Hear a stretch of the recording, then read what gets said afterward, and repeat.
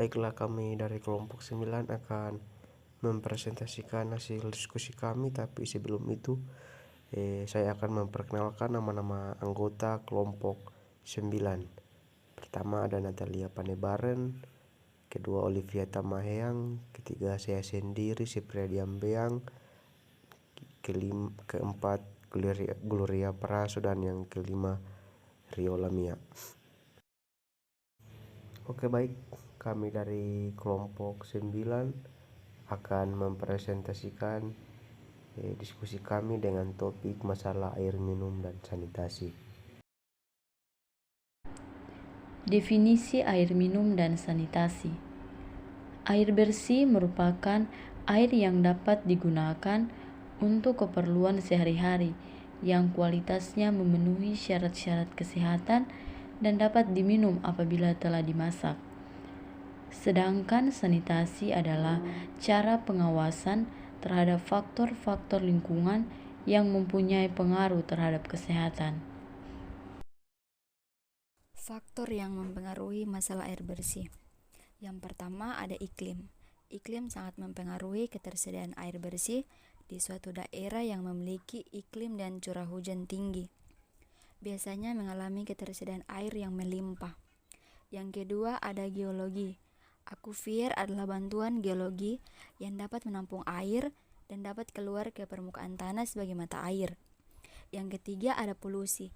Polusi air adalah penyebab tercemarnya air bersih yang menjadi air kotor yang tidak bisa dikonsumsi. Polusi air dapat berupa sampah, limbah, ataupun minyak yang masuk ke dalam air bersih dan membuat air tersebut beracun jika dikonsumsi. Polusi air dapat terus menyebar secara merata dalam air, mengakibatkan berkurang ketersediaannya air bersih. Yang keempat ada abstraksi.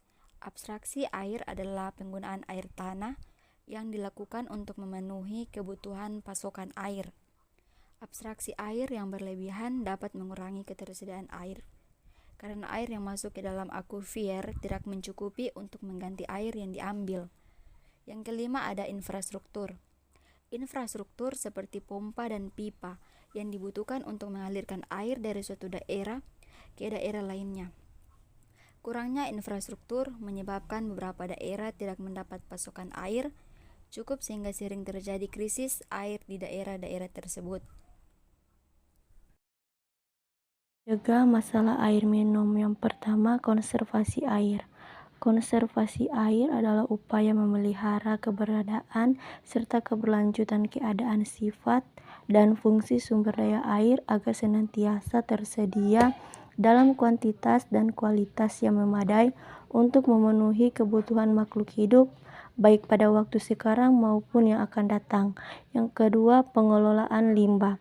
Pengelolaan limbah atau pengelolaan limbah air domestik adalah proses penghilangan kontaminan dari air limbah dan limbah rumah tangga, baik limpasan maupun domestik. Yang ketiga, sumber daya air.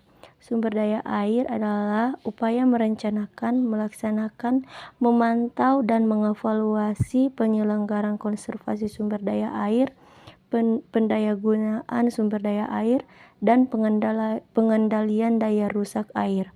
Yang keempat, edukasi. Edukasi adalah segala keadaan, hal, peristiwa, kejadian, atau tentang suatu proses pengubahan sikap dan tata laku seseorang atau kelompok dalam usaha mendewasakan manusia. Edukasi dilakukan melalui upaya pengajaran dan pelatihan. Kelima, penegakan hukum. Penegakan hukum adalah proses dilakukannya upaya tegaknya atau berfungsinya norma-norma hukum secara nyata sebagai pedoman pelaku dalam lalu lintas atau hubungan-hubungan hukum dalam kehidupan bermasyarakat dan bernegara. Oke, baik, selanjutnya kita dalam kesimpulan. Jadi kesimpulan yang kelompok kami dapatkan yaitu masalah air minum sangat penting untuk diperhatikan karena ketersediaan air bersih yang cukup merupakan kebutuhan dasar manusia yang harus terpenuhi. Beberapa masalah air minum yang sering terjadi di antara lain pencemaran air oleh bahan kimia, limbah domestik atau industri, serta kurangnya akses terhadap sumber air bersih di beberapa daerah. Untuk mengatasi masalah air minum diperlukan upaya-upaya yang serius dari berbagai pihak seperti pemerintah, masyarakat, dan sektor swasta. Beberapa solusi yang dapat dilakukan antara lain adalah mengembangkan teknologi pengolahan air yang lebih efektif, meningkatkan kesadaran masyarakat tentang pentingnya menjaga kebersihan lingkungan dan mengelola limbah, serta mengoptimalkan penggunaan sumber daya air yang tersedia.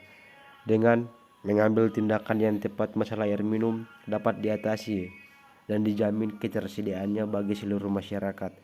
Hal ini tidak hanya akan meningkatkan kesehatan dan kesejahteraan masyarakat, tetapi juga akan mendukung pembangunan ekonomi dan keberlanjutan lingkungan.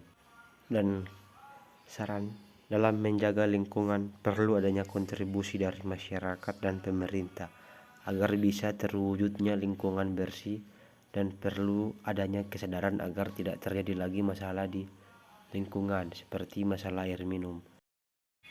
Oke, itu tadi presentasi dari kelompok kami.